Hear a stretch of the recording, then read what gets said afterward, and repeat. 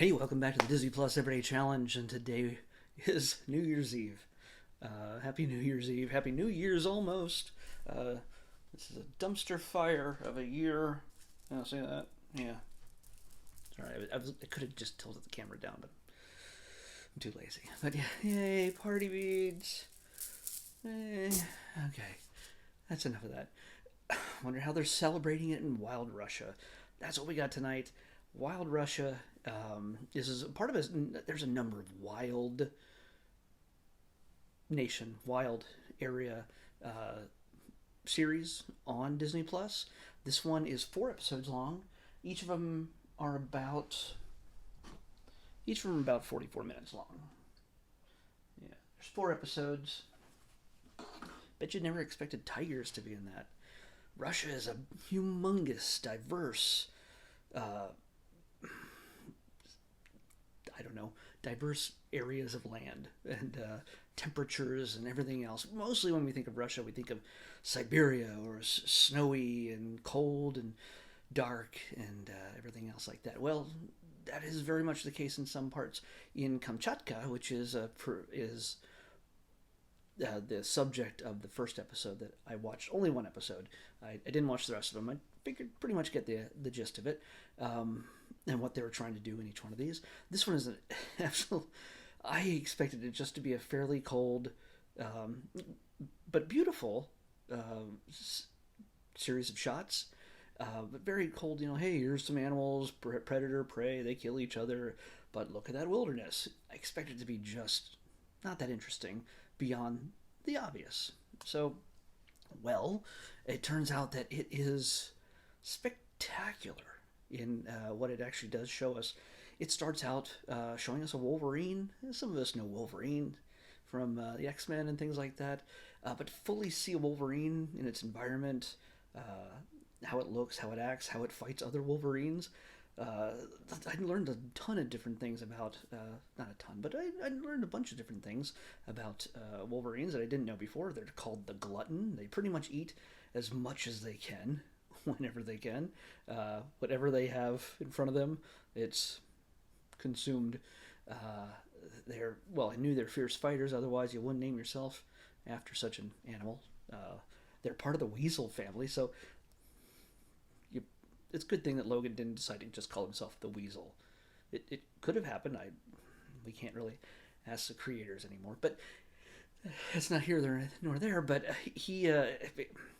Wolverines, pretty scary dudes. That's but they're ferocious. They got claws. They're furry. They're fairly big. They're the biggest weasel in the weasel family. Um, and I'm not going to give you all this stuff. All the details about this whole situation on this show. I'm going to let them present all this stuff to you, but I will tease you with a few things. It goes through a number of different animal types. There is actually a white weasel that is featured in this, a sea eagle, which are massive 2.5 meter wingspan birds that just swoop in and take whatever fish they please, and they fight amongst themselves over the fish. You see a lot of animals fighting amongst their own uh, creatures, their own species in this thing, and everything's shot kind of in slow motion or presented in slow motion, and it's so much detail. This is from 2018, so it's 2 years old. It looks astounding.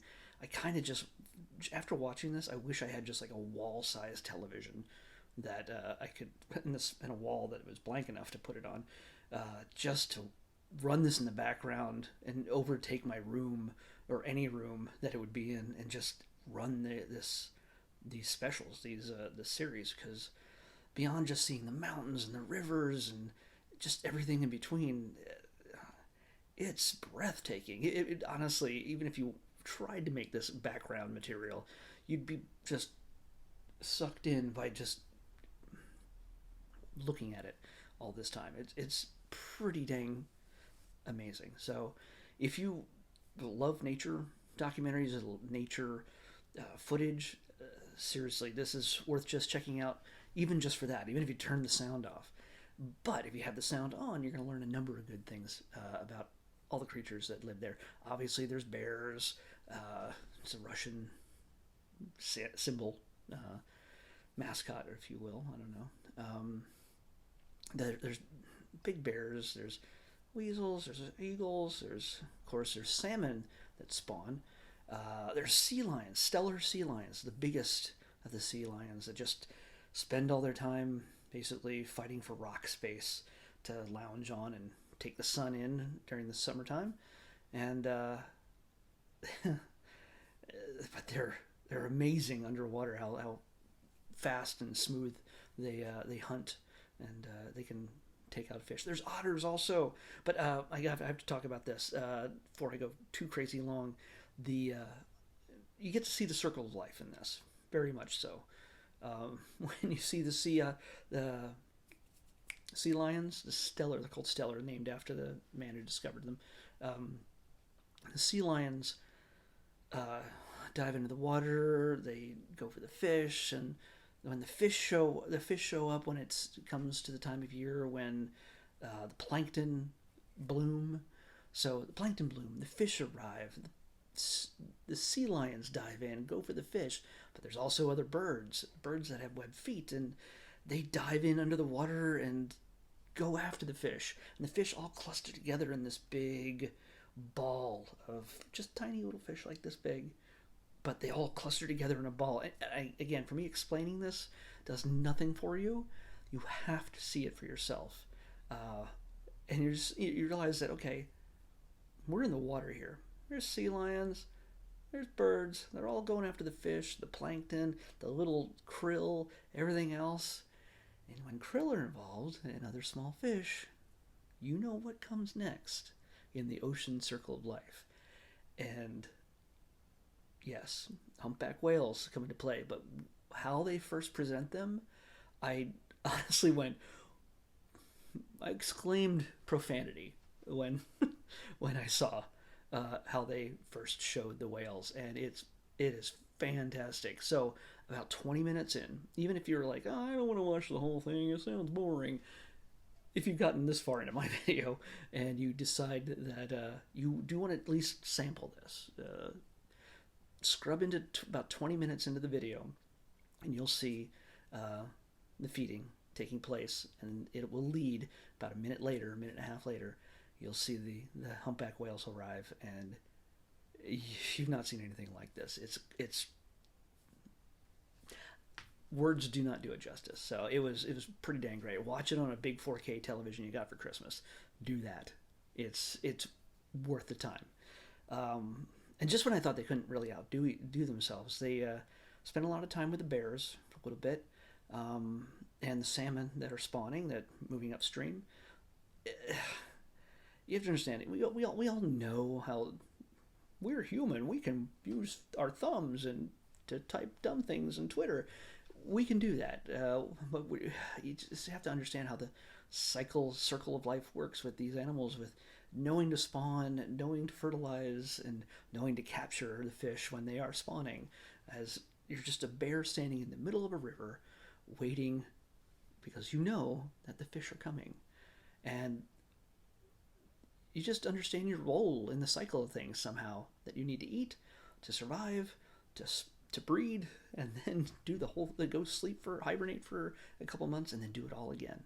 And the fish, they spawn, they go up the river, they do their thing, their eggs get fertilized, then they die. That whole cycle works, and you get to see all aspects of that whole cycle. But when they shoot from overhead, directly overhead, right down, and you can see just bears just plopped into different parts of the river, just waiting, just sitting there, waiting in the shallow water. And you can see the salmon coming toward them, and they separate when they see the bears. How do they know that the bears are going to eat them? I don't know. But the bears are just sitting there quietly waiting, and then suddenly, when they realize they are surrounded, they pounce, and it's so beautiful, so almost terrifying to watch as this all comes together. So yeah, this is something to see. I did not expect this to be as engaging as it was. So if you get a chance, if you get some time, if you have any interest at all in animals, nature, and worlds that we, as humans, have barely touched. This crew went in there, shot a lot of footage, but there aren't roads, hardly, in this area. There aren't human settlements, hardly, in this area. It's a little peninsula on the most eastern part of Russia, sharing, touching the Pacific Ocean, and then another sea to the west of it. It's covered in volcanoes, 200 volcanoes, but yet it's freezing half the time. It is an alien planet, and it's something that I think if you have the urge, don't wait. Take a chance. Check this out. And again, I can't speak for the other 3 episodes, but I can speak for the first episode. And if they're anything like the first, that's got to be pretty freaking mesmerizing. So give it a shot. Wild Russia. And these guys do a bunch of others. So just type in wild space, and then it might bring up a number of different parts of the world that you might be interested in. So, all right. This is a big moment right here, because we have now just finished the last quarter. And now what we do at the end of each quarter is reset the list with the last 3 months worth of shows. So I'm now going to be picking from a brand new reset number list.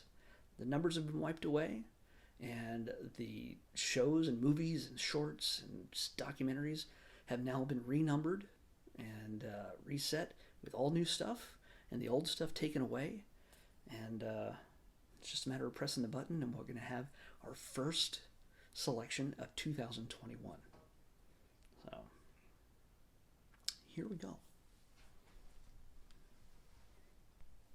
176. 176. All right, got a brand new list. Boom. Not that did anything for you, but 176 out of 692, by the way. We went down. I figured out, by the way, how long this would take for me to watch every Disney Plus thing ever if they keep on the average cycle of adding about 70 new things every quarter, and me watching 90 days worth of stuff every quarter. It might take me to 2029 to see everything. Yeah. I only got a 3-year subscription, so I guess I'll be spending some money. Oh! Ooh, this was definitely not on here earlier. This is one of the brand new ones. Yep. Ooh. Wow, this is a way to start the year. We'll see. See how it goes. That's weird. Oh, okay. Sorry to keep you in suspense. This is just... We're going to be watching Fantastic Four from 2015. Yeah. Not going to say anything else. Fantastic Four from 2015. That's how we're starting 2021. Ooh, I hope that's not a bad omen. Do I have an opinion? I don't know. I've definitely seen the film before.